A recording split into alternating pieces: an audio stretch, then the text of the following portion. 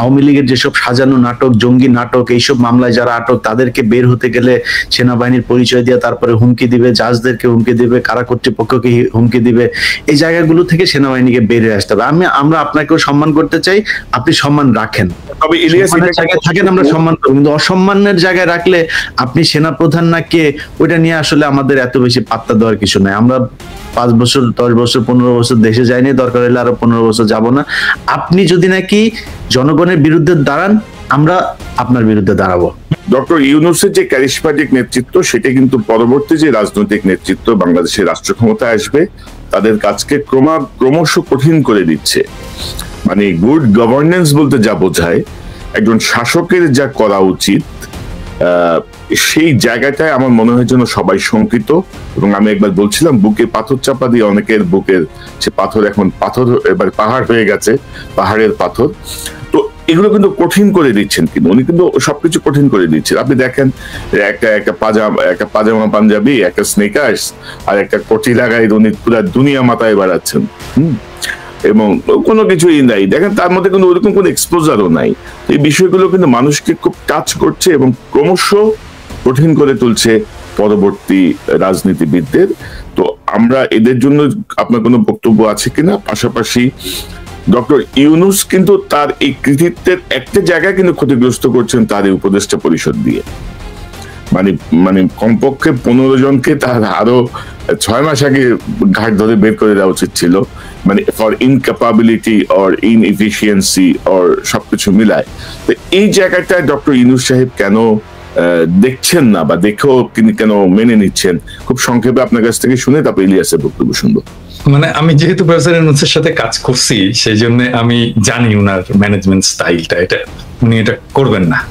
হ্যাঁ, উনি ওনার টিমকে এভাবেই ডিল করেন আর কি। আমি কিন্তু খুবই ঘনিষ্ঠভাবে কাজ করছি অল্প সময়, কিন্তু আমার আর্লি ক্যারিয়ারে খুবই ঘনিষ্ঠভাবে কাজ করছি। আমি ওনার পাশের রুমেই বসতাম আর কি, এবং গ্রামীণ ব্যাংকের যে স্বাস্থ্য কর্মসূচি সেটার আমি কোঅর্ডিনেটর ছিলাম ঢাকায়। তো আমি ওনার ম্যানেজমেন্ট স্টাইল জানি আর কি, উনি কিভাবে কাজ করেন। তো সেই জন্য এটা উনি করবেন না। কিন্তু এই যতগুলো জিনিস কনক আপনি বললেন যে উনি যে হাই স্ট্যান্ডার্ড সেট করে যাচ্ছেন, এটা পলিটিক্যাল লিডারশিপ এটাকে ফলো করতে পারবে কিনা। নাম্বার 2 হচ্ছে যে উপদেষ্টা মন্ডলীর কিছু উপদেষ্টার অপদার্থতা, এটাকে উনি কিভাবে ম্যানেজ করবেন, এর সবকিছুর একটা সলিউশন আমি কিন্তু দিয়েছিলাম। আমি জানি না এটা বেশি আমি দিয়েছিলাম জন্যই বোধহয় বেশি মানুষ এটা নিয়ে আলোচনা করেনি। সেটা হচ্ছে ট্রানজিশনাল গভর্নমেন্ট। যে ট্রানজিশনাল গভর্নমেন্টে সব রাজনৈতিক দলের প্রতিনিধিত্ব থাকবে, এবং এই উপদেষ্টা পরিষদে বেস্ট পারফর্মিং উপদেষ্টারা থাকবেন। আর রাজনৈতিক দলগুলো থেকে বিভিন্নভাবে, বিএনপি হোক, জামাত হোক, এমনকি সেটা এনসিপি হোক, তারপর এবি পার্টি হোক, এমনকি নূরের দল, বাম, যারাই হোক, সবাইকে মিলে একটা নতুন মন্ত্রিসভা তৈরি করা, এবং যেই ইয়েতে উপদেষ্টা পরিষদে তারেক রহমানের অন্তর্ভুক্তি উপপ্রধান উপদেষ্টা করে। এই ট্রানজিশনাল গভর্নমেন্টের ফর্মুলাটা যদি সবাই গ্রহণ করত, তাহলে আমাদের কিন্তু অনেক সমস্যার সমাধান হয়ে যেত। মানে ধরেন তখন তারেক রহমান প্রস্তুত হয়ে যেত, তার যে সিলসিলা, প্রফেসর ইউনূসের যে সিলসিলা, সেইটার সিলসিলাটা তারেক রহমান পরে বহন করতে পারতেন। ট্রেন্ড হতেন প্রফেসর ইউনূস কিভাবে রাষ্ট্র চালাচ্ছেন, কার সাথে কার কি সম্পর্ক, সেই সম্পর্কটাকে উনি ট্রান্সফার করে দিয়ে যেতে পারতেন তারেক রহমানের কাছে। এবং তারেক রহমানের ইমেজের যদি কোনো সময় আছে, কিছু প্রবলেম তো আছে, ইমেজের প্রবলেম আছে, যেটা তৈরি হোক অথবা সত্য হোক, সেই ইমেজটা ক্লিন আপ হয়ে যেত এই সময়ের মধ্যে। ওনার নেতৃত্বের গুণাবলী বিকশিত হতো, এবং আমি অপদার্থ উপদেষ্টাদেরকে বের করে দিতে পারতাম। বিএনপিরও যারা মন্ত্রী হতে চায়, যারা ক্ষমতায় আসতে চায়, তারাও ক্ষমতার স্টেক পেলো, ভাগ পেলো। তারা ক্ষমতায় এসে তাদের কাজ দেখাতে পারলো যে তারা কেমন ইয়ে করবে। আবার আরেক দিক থেকে দায়টা কিন্তু পুরোপুরি প্রফেসর ইউনূসের, বিএনপিকে নিতে হচ্ছে না। কিন্তু যদি এটা ফেলও করে, তাহলে দায়টা প্রফেসর ইউনূসেরই থাকে। এইভাবে এই পুরো প্রবলেমটাকে সলভ করা যায়।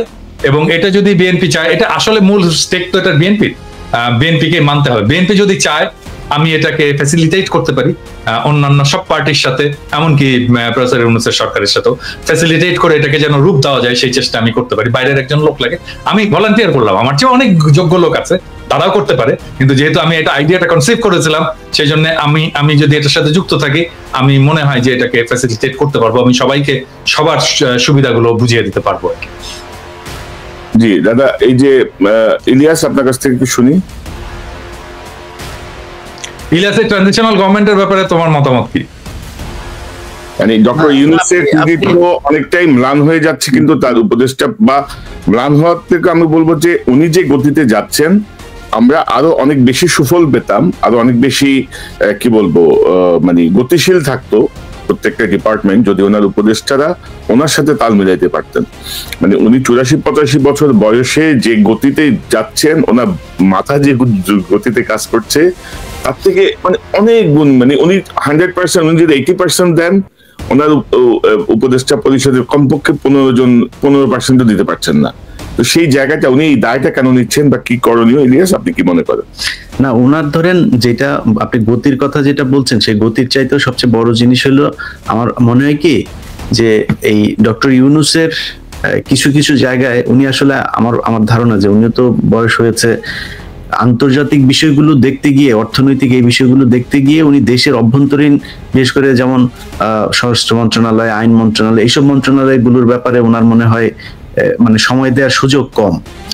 আমি মনে করি যে ওনার আশেপাশে এই যে প্রথম আলো ডেইলি স্টারের যেই বলয় আসিফ নজরুলের যেই প্যারালাল আর একটা গভর্নমেন্ট আসিফ নজরুল তৈরি করেছে, এই জায়গাটা দেখেন আমরা অনেক সমালোচনা করি দেশের মানুষের, আমি আজ পর্যন্ত কাউকে দেখি নাই যে এর সমালোচনা ওর সময়, কিন্তু ডক্টর মোহাম্মদ ইউনূসের সমালোচনা কেউ করে না। তো আমি শুধু ছোট করে এতটুকুই বলবো যে ডক্টর মোহাম্মদ ইউনূসের উচিত যে ওনার এই জায়গাগুলো ঠিক করা। ওনার এই শেষ বয়সে এসে নিশ্চয়ই উনি ব্যর্থ হতে চান না। উনি যদি ব্যর্থ হতে না চান, এই জায়গাগুলো ঠিক করা দরকার, যাতে এই প্যারালাল গভর্নমেন্ট তৈরি করে যারা আওয়ামী লীগ এবং ভারতের, কালকে একটা কথা শুনলাম যে এই যে মামলাটা বাংলাদেশে চলছে আন্তর্জাতিক অপরাধ ট্রাইব্যুনালে, এই সেম মামলাটা আমাদের আপনার তো করার সুযোগ আছে আন্তর্জাতিক আদালতে। তো ওইখানে করার জন্য আসিফ নজরুল দিচ্ছে না, পারমিশন দিচ্ছে না। তিনি কারণ হিসাবে বলেছেন যে এটা নাকি ওইখানে গেলে আমাদের দেশের অভ্যন্তরীণ এই তদন্তগুলোতে সমস্যা হবে, এখানে শাস্তি দিতে সমস্যা হবে। ওইটাতে হলে আমাদের এখানে সমস্যা কি? আন্তর্জাতিক ভাবে যদি নাকি শেখ হাসিনাকে কোনোভাবে পানিশমেন্ট দেওয়া যায় বা বিচার করা যায়, সেটা তো আরো ভালো আমাদের জন্য। তারপরে কয়েকদিন আগে আপনি দেখেছেন যে এই যে সিলভিয়া থেকে শুরু করে আইন মন্ত্রণালয়টা তার নিজের ব্যক্তিগত সহকারী, এটা নিয়ে প্রতিদিনই বলি যে এই শামসুদ্দিন মাসুম, সে ছিল হইলো এবিএম খায়রুল হকের পার্সোনাল সেক্রেটারি, তাকে সে তার কাছে এনে বসিয়ে রেখেছে এবং আইন মন্ত্রণালয়ে শুনুক। আইন মন্ত্রণালয়ে আসিফ নজরুল একদিন ডেকে গোপনে ওইখানকার কয়েকজন বিচারক টিচারক এদের, তারপরে এই সচিব এদেরকে ডাকুক, ডেকে জিজ্ঞেস করুক কি অবস্থা। অনেক জায়গায় আছে একই লোকজন। তো এদেরকে যদি সরানো যায় আমার মনে হয় আরো বেশি ভালো হইতো, মানুষ আরো স্বস্তি পেত। এই তো আর কি। আর আমি বিএনপির ব্যাপারে সবচেয়ে যে বিষয়টা বলবো যে বিএনপির উচিত হবে যে সোশ্যাল মিডিয়াতে যেসব জিনিসগুলো এখন যাচ্ছে, যে মানুষ যেসব সমালোচনাগুলো করে, এইসব সমালোচনাগুলোর ব্যাপারে তারা আমার মনে হয় আরো বেশি সিরিয়াস হবে যে কোথায় কি হচ্ছে, আসলে কি সমস্যাটা হচ্ছে কিনা। কারণ সামনে তারেক রহমান কিন্তু বারবার একটা কথা বলেন যে সামনে নির্বাচনটা অনেক কঠিন নির্বাচন হবে বিএনপির জন্য। তো সেই কঠিন নির্বাচনটা তাদের যদি উতরাতে হয়, তাহলে অবশ্যই তাদের যে অপোজিশন সেটাকে খুব স্ট্রং মনে করতে হবে। এটা মনে না করে যদি নির্বাচনে যায়, আমার মনে হয় 1991 সালের নির্বাচনে যেমন শেখ হাসিনা মন্ত্রিসভা গঠন করে ফেলেছিল, খালেদা জিয়া পরে প্রধানমন্ত্রী হন, আমার মনে হয় সেই পরিস্থিতি হয়ে যেতে পারে। তবে ইলিয়াস, আমার পর্যবেক্ষণ হচ্ছে জনাব তারেক রহমান তার যে বক্তব্যগুলো দিচ্ছেন, এগুলো তার বাংলাদেশের নেতারা ঠিক ধরতে পারছেন না অথবা বুঝতে পারছেন না, এটা ডেপটা বুঝতে পারছেন না, এটার মেসেজটা ধরে কাজ করতে পারছেন। ধরেন একটা দলের প্রধানকে কিন্তু একটা ডিপ্লোম্যাটিক অবস্থানে সবসময় থাকতে হয়। মানে আপনি যেভাবে কথা বলি, ধরেন আজকে যদি আপনি কোনো একটা দায়িত্বে যান, আপনি এভাবে কথা বলতে পারবেন না। পিনাকিদা একটা দায়িত্বে গেলে এভাবে কথা বলতে পারবে না।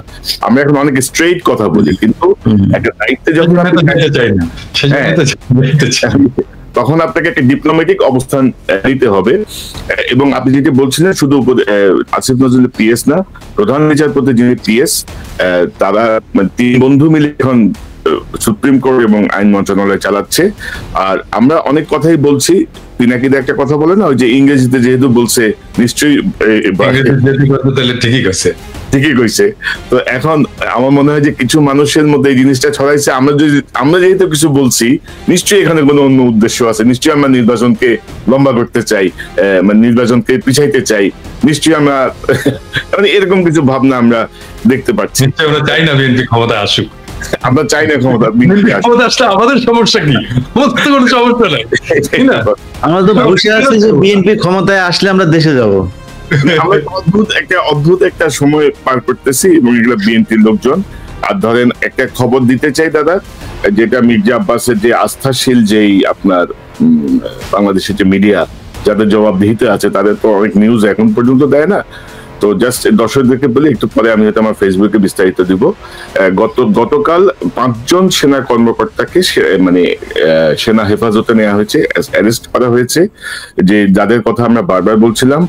তার মধ্যে আছেন ব্রিগেডিয়ার ইমরান হামিদ, তৎকালীন 46 ব্রিগেডিয়ার কমান্ডার, আছেন মানে তৎকালীন মানে হচ্ছে জুলাই আগস্ট ওই সময়টায় কর্নেল আব্দুল্লাহ আল মোমেন, তিনি অতিরিক্ত মহাপরিচালক র্যাব, এডিজি তৎকালীন র্যাবের। লেফটেন্যান্ট কর্নেল মোহাম্মদ রিদওয়ানুল ইসলাম, বিজিবির সিও, যিনি গুলি করেছেন, গুলি করছে সেই CO. Major Mohammad Noman Al Faruk, 23 east Bengal regiment, মোহাম্মদপুরে এই 5 তারিখেও সে গোলাগুলি করেছে। এই 5 জনকে আসলে আপনার সেনা হেফাজতে নেওয়া হয়েছে। তবে সেনা হেফাজতে এই বেসামরিক হত্যাকাণ্ড বা এইসব ঘটনার বিচারের কোন বিধান আছে বলে আমি জানি না। পিনাকি দায় নিয়ে বিস্তারিত কাজ করেছে। আমাদের এই হচ্ছে যে এরা যেন পালিয়ে যেতে না পারে, এটা যেন কোনোভাবে পালিয়ে যেতে না পারে, এটা পালিয়ে গেলে এটা ওয়াকারের দায়িত্ব। অনেকে এই বিষয়টা নিয়ে আশঙ্কা প্রকাশ করে মেসেজ দিয়েছেন যে আপনারা একটু কিছু জায়গায় একটু বলেন যেন এরা পালাতে না পারে, কারণ ইতিমধ্যে অনেকেই পালিয়ে গেছে, অনেকে পালিয়ে যেতে দেয়া হয়েছে। তো দাদা, আর দুটা প্রসঙ্গ জাস্ট উল্লেখ করে আমি অনুষ্ঠান শেষ করব। এই বিষয়টা নিয়ে আমরা নিকট সময়ে আরেকবার কথা বলবো। আমি কদিন আগে, এটা আসলে আলোচনা করা হয়নি, কদিন আগে আমি একটা পোস্ট দিয়েছিলাম, 2 সপ্তাহ আগে, আওয়ামী লীগের নিবন্ধন বাতিল ও রাজনীতি নিষিদ্ধ করার দাবি জানিয়েছেন এনসিপির আহ্বায়ক নাহিদ ইসলাম। আপনি কি দাবি সমর্থন করেন? 2,07,000 মানুষ ভোট দিয়েছে, 90% বলেছেন হ্যাঁ, 9% বলেছেন না, মতামত নেই বলেছেন 2%। আমার মনে হয় যে এই বিষয়টা গুরুত্বের সাথে সরকারের বিবেচনা করা উচিত। পাশাপাশি দাদা, আমি এবং ইলিয়াস আপনাদের দুজনকে অনুরোধ করব, আমি সাম্প্রতিক সময়ে নতুন একটি ক্যাম্পেইন করার চেষ্টা করছি। সেই ক্যাম্পেইনটা আমি যদি আপনাদেরকে একটু দেখাই, আমার মনে হয় যে আমাদের দর্শকরা ইতিমধ্যে অনেকেই রেসপন্স করেছেন আমার ফেসবুকে, এবং আমি আশা করছি যে এই রেসপন্সের পরিমাণ আরো বাড়বে। আমি যদি একটু দেখাই, একটু যদি দর্শক দেন, আমি গত 4 এপ্রিল এই ঘোষণাটা দিয়েছি যে বাংলাদেশের 300 নির্বাচনী আসনে পতিত পলাতক আওয়ামী লীগের নেতাকর্মী, সমর্থক, যে কোনো পর্যায়ে সুবিধাভোগী ব্যবসায়ী, আমলা, পুলিশ, সেনা কর্মকর্তা, শিক্ষক এবং অন্যান্য কেউ যদি অন্য কোনো রাজনৈতিক দলে যোগ দিয়ে বা নেতার আশীর্বাদ নিয়ে নির্বাচনে অংশ নেওয়ার মহড়া শুরু করে অথবা স্বতন্ত্র প্রার্থী হওয়ার চেষ্টা করে, তাহলে অনুগ্রহ করে কনকসারওয়ার@gmail-এ বিস্তারিত তথ্য প্রমাণ সহ জানান। জুলাই বিপ্লবের পর অতীতের রাজনৈতিক ধারা বা টাকাওয়ালাদের পুনর্বাসন করা বা সব সরকারের আমলে সুবিধাভোগী ধারার অবসান হতে হবে। পাশাপাশি একবার এমপি ছিলেন এমন ব্যক্তির স্ত্রী, পুত্র, কন্যা, ভাই, বোন, শালা, দুলাভাই ছাড়া আর কেউ নির্বাচনের যোগ্যতা রাখেন না, এমন ধারারও অবসান চাই।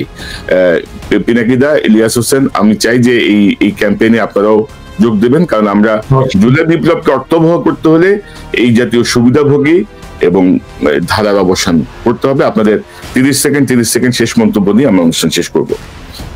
সবাইকে ভালোবাসা, আর আমার কিছু নাই। ইলিয়াস? জি না, আপনি আপনার যে এইটা বললেন ওইটার সাথে তো অবশ্যই আমাদের আজকের পুরো আলোচনায় এই বিষয়টা আমরা করি নাই। যে জুলাই এই হত্যাকাণ্ডের এই ঘটনায় যারা কিনা হত্যার শিকার হয়েছেন এবং আহত আছেন, তাদের জন্য আমার মনে হয় সরকার কিছুটা উদাসীনতা দেখাচ্ছে কিনা জানি না। সে পরিবারগুলোকে সর্বোচ্চই দেয়া হোক, কারণ তাদের কারণেই আজকে আমরা এই যে নতুন করে কথা বলতে পারছি এবং নতুন করে আমরা নির্বাচনের স্বপ্ন দেখছি তাদের কারণেই। সো তাদের প্রতি সম্মান দেখানো উচিত। আর সবশেষে আপনি যে বিষয়টা বলেছেন যে ওয়াকারের ব্যাপারে, ওয়াকার আমরা যে বিষয়টা মাঝখানে ঘটেছিল যে বিএনপি আমাদেরকে যেভাবে করছে, সেনাবাহিনীর ভেতরেও মনে হচ্ছে একটা পক্ষ আমাদেরকে দেশদ্রোহী বানানোর একটা পায়তারা করছেন। তো আপনাদের ভেতরেও আমাদেরও তো লোকজন আছে, আপনারা অনেকেই চেষ্টা করছেন যে আমরা আমাদের সোশ্যাল মিডিয়া এগুলোকে নিয়ন্ত্রণ করা কিংবা আমাদের ব্যাপারে অন্যদেরকে উস্কে দেওয়ার জন্য এজেন্ট ভাড়া করা, তাদেরকে নিয়মিত মাসিক ভাতা দেওয়া, কাদের দিচ্ছেন এরকম কয়েকজনের নামটাও আমরা জানি। তো আমরা আসলে আমি আমার ব্যক্তিগতভাবে যদি আমার কাছে জিজ্ঞেস করেন, আমি চাই ওয়াকার থাকুক। ওয়াকার সেনা প্রধান হিসাবে ওনার চাইতে আসলে সবকটাকেই তো হাসিনা দিয়ে গিয়েছেন এই জায়গায়। এই জেনারেল যা আছেন, আপনি ওয়াকারের পরে যার কাছে যাবেন সে যে কি হবে সেটা তো জানি না। সো আমরা চাই, যেহেতু 5 তারিখের একটা কি বলবো যে এটার জন্য ক্রেডিট দিতেই হয়, সেটা তিনি ইচ্ছাই দেখ আর অনিচ্ছাই দেখ, সেই বিতর্কেই যেতে চাই না। কিন্তু ওয়াকার যেহেতু 5 তারিখের এই ঘটনাটার সাথে পজিটিভলি ডিল করেছেন, আপনি থাকেন, কোনো সমস্যা নেই। কিন্তু এই যে আলোচনাগুলো হচ্ছে, এগুলো খুব ভালো আলোচনা না, যে আপনি একজনকে ডেকে নিয়ে যায় তারপরে ক্যান্টনমেন্টে বলবেন যে এটা করতে, আপনি আপনার লোকজন বিভিন্ন জায়গায় এখনো পর্যন্ত ইন্টারফেয়ার করবে।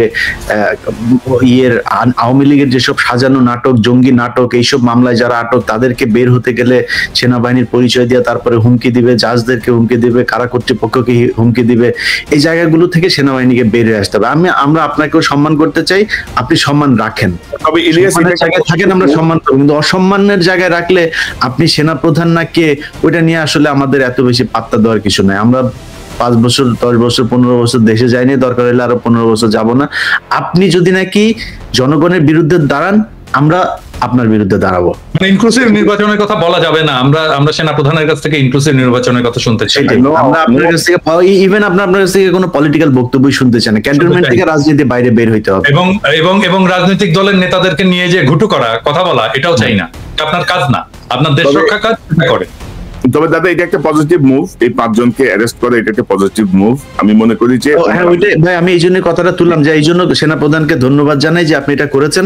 আমার মনে হয় এই বিডিআর হত্যাকাণ্ড গঠিত যে কমিশন, তাদের একটা লিস্ট আছে, কাকে কাকে জিজ্ঞাসাবাদ এবং করতে হবে, তাদেরকেও গ্রেপ্তার করবেন, এবং গুম কমিশনের যে তালিকা দেওয়া হয়েছে তাদেরকেও গ্রেপ্তার করার সুযোগ করে দিবেন। আন্তর্জাতিক অপরাধ ট্রাইব্যুনালের যে তালিকা আছে, তাদের সবাইকে আপনারা সেনাবাহিনীর পক্ষ থেকে কোনো বাধাহীন ভাবে তাদের গ্রেপ্তার করার সুযোগ দিবেন, এবং এই ফৌজদারি কার্যবিধিতে যেভাবে বিচার হয় সেইভাবে, সেনা আইনের বিচারে না।